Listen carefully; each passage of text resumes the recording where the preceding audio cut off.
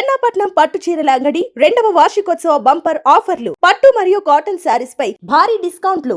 ఆకాశంలో అద్భుతం ఆవిష్కృతం కాబోతుంది. ఖగోళ ప్రేమికులే కాదు, యావత్ భారతం ఆసక్తిగా ఎదురు చూస్తున్న సమయం వచ్చేసింది. రంగుల పండుగ హోలీ రోజునే నింగిలో చంద్రుడు తన రంగు మార్చుకోబోతున్నాడు. దాదాపు 100 సంవత్సరాల తర్వాత ఇలా పండగ పూట గ్రహణం రావడం ఒక విశేషమైతే, అది సుదీర్ఘ సమయం పాటు కొనసాగడం మరొక విశేషం. ఖగోళంలో గ్రహాల గమనం ఎప్పుడూ ఆసక్తికరంగానే ఉంటుంది. కానీ ఈ ఏడాది ఏర్పడబోయే తొలి చంద్రగ్రహణం మాత్రం చరిత్రలో నిలిచిపోయేలా కనిపిస్తోంది. సరిగ్గా మార్చి 3వ తేదీన, అంటే రేపే ఈ యొక్క అద్భుతం జరగబోతుంది. ఈ గ్రహణానికి ఉన్న అతిపెద్ద ప్రత్యేకత ఏమిటంటే, ఇది హోలీ పండుగ రోజే వస్తుంది. ఇలా జరగడం గత 100 ఏళ్లలో ఇదే మొదటిసారి అని పండితులు చెబుతున్నారు. దీనివల్ల ఆధ్యాత్మికంగా, జ్యోతిష్యపరంగా ఈ గ్రహణానికి ఎంతో ప్రాధాన్యత పెరిగింది.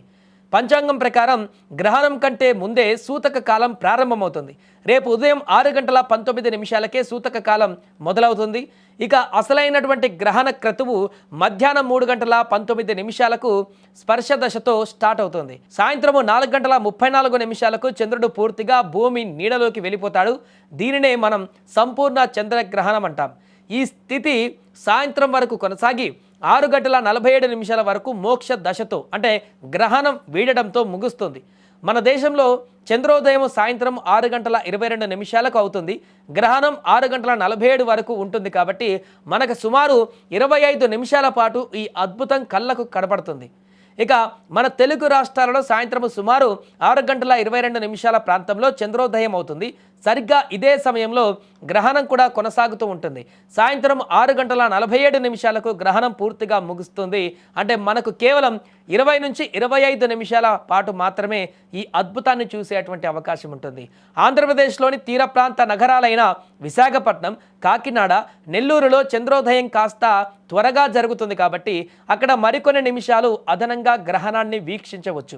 అటు తెలంగాణలోని హైదరాబాద్, వరంగల్ వంటి నగరాలలో కూడా సాయంత్రం 6:25 తర్వాత తూర్పు ఆకాశంలో ఎర్రటి రంగులో ఉన్న చంద్రుడిని చూడవచ్చు. ఆ సమయంలో ఆకాశం నిర్మలంగా ఉంటే అద్భుతమైనటువంటి దృశ్యం ఆవిష్కృతమవుతుంది.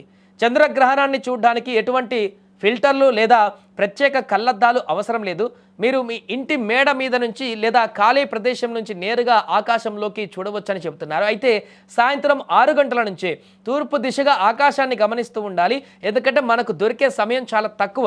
కేవలం పావు గంట నుంచి 20 నిమిషాలలోనే గ్రహణం ముగిసి చంద్రుడు మళ్ళీ సాధారణ స్థితికి వచ్చేస్తాడు. ఒకవేళ మీ దగ్గర బైనాక్యులర్ ఉంటే చంద్రుడు ఉపరితలం పైన రంగులు మారుతున్న తీరును మరింత క్లియర్గా ఎంజాయ్ చేయొచ్చు. పండుగ పూట వస్తున్న ఈ శతాబ్దపు అరుదైనటువంటి ఖగోళ వింతను అసలు మిస్ కావద్దంటూ నిపుణులు చెబుతున్నారు.